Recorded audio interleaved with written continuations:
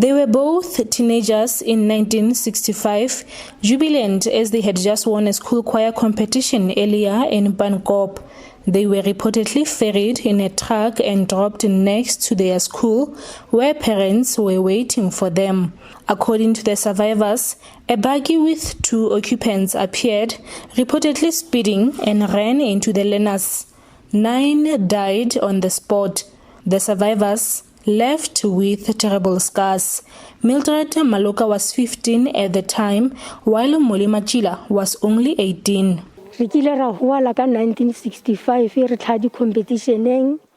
We got injured in 1965 when we were from school music competitions. It was on the 1st of May. We didn't see where that car came from. We were just shocked to see ourselves in hospital. We live in pain. Many of us are still limping to this day.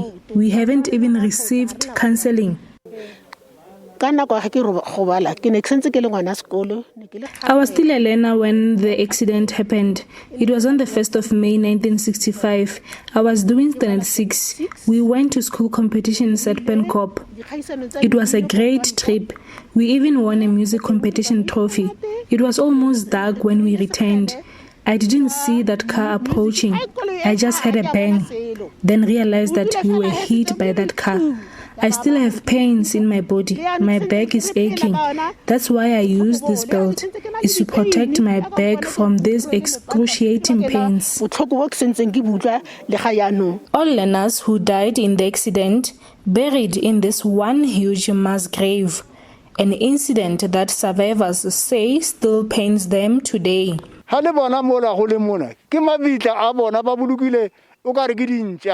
This is their grave. As you can see, they were buried like dogs. We are still hurt because at the time, you wouldn't talk or stand up against white people. You just had to take your head off and bow to them. There are those who are injured. Some can't talk. Some have steel implants. They can't do anything. We want this democratic government to listen to us. The Road Accident Fund have not been able to assist as their claim had already lapsed. We contacted RAF in as far as this matter is concerned, and the RAF has been very much helpful. They responded well, even though the policy doesn't allow them. The policy doesn't allow us, as we all know that this thing has happened 65 years ago. But the time we contacted with RAF, it was 55 years. So the policy is clear.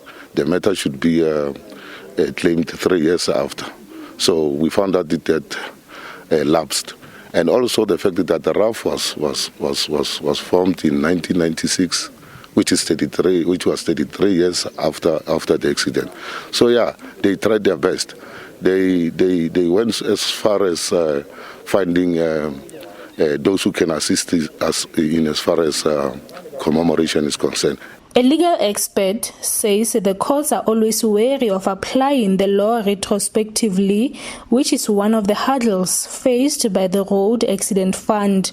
I think one of the difficulties in South Africa post-1994 is applying the law retrospectively, because the courts are always wary of applying the law retrospectively because it can cause problems and then can cause inconsistency of the law.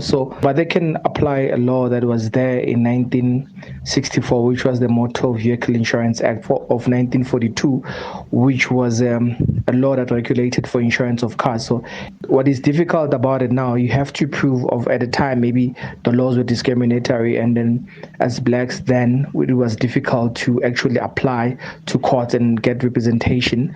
Maybe they can try to claim for constitutional damages, but that won't be about the motor vehicle, that won't be about the laws they suffered then. Meanwhile, police in Mpumalanga have since opened a culpable homicide case. The investigation is still open on the culpable homicide case regarding the car accident involving 27 learners, where 9 learners unfortunately lost their lives.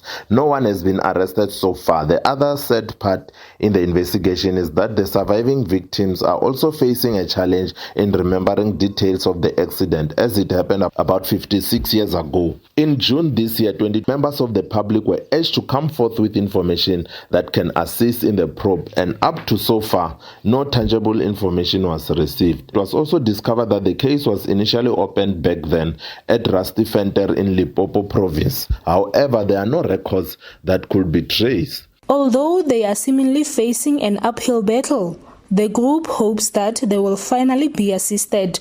Tebogo Phakedi, SABC News, Mametlhake in Mpumalanga.